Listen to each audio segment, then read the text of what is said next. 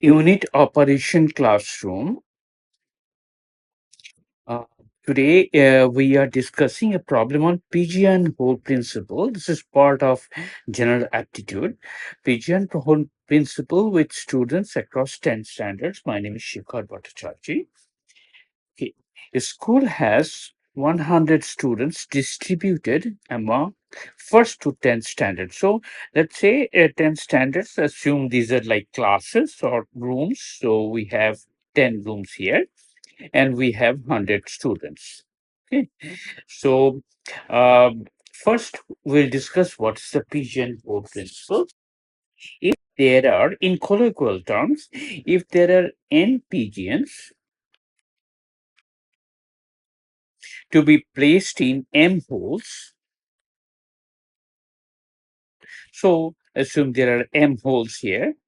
And if n is greater than m, that means if there are more pigeons than the number of holes, then of course, at least one hole will contain more than one pigeon. That is very much common logic, right? So it's the same principle we are going to apply here. To find out the correct answer, let's start with the bottom, the option D. The options are, before that, let's look at the problem. 100 students are there. So there we have to place 100 students and there are 10 classes or 10 standards. So this is the 10 classes or 10 pigeonholes. So first one, it says the total number of students from first to fifth standard is at least 50. So that means we have to put 50 students here. So there is not that's not the condition. That's not a necessary condition because we can put here 40 students and we can put the rest of the 60 students here. There is no condition given. Just we have to put 100 students in 10 classes. So there can be different number of students in different classes, but it never says that we have to put 50 students in the first five classes. So this option is not correct. There are at most 10 students in 10 standards. So at most means maximum 10 students in 10 standards. Why? I can put here 11 or 15 students and I can put here say 5 students and rest of them can be 10 students. So there's no problem. So this option is also not true. C and D are not true. Let's look at option B.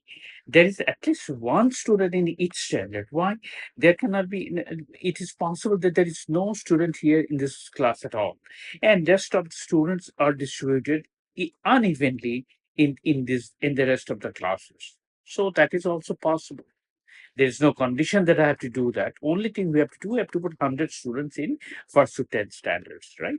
So therefore, this option B is also not true. Okay. Option A says there is at least 10 students who belong to the same standard. Yes, because you see, one of the options is that we put evenly 10 students in all the classes, on all the classes. So in that case, this option is satisfied because there is at least 10 students, means minimum of 10 students. So here is exactly 10 students. So in that condition, this is satisfied. Now, what could be the other condition? The other condition might be that, let's say here instead of 10, I can put here 5 students. So rest of the 5 students should be here. So there'll be 15 students. So it satisfies the condition that yeah, that there is at least 10 students. It can be more than that. So here we have 15 students. So if we there cannot be, let's say in this class there is 0 students. In that case we have to put 10 students here. So that also, then also this condition is satisfied because it says there is at least, that is minimum 10 students. So here in the first option there is exactly 10 students or there can be more than 10 students in the 10 in the same standard. So I'm taking this class 10. This applies to class 5, 4, whoever. So this option is true. There is at least 10 students. That can be more than 10 students who belong to the same standard. So the option A is true. This is given more in details in this particular website.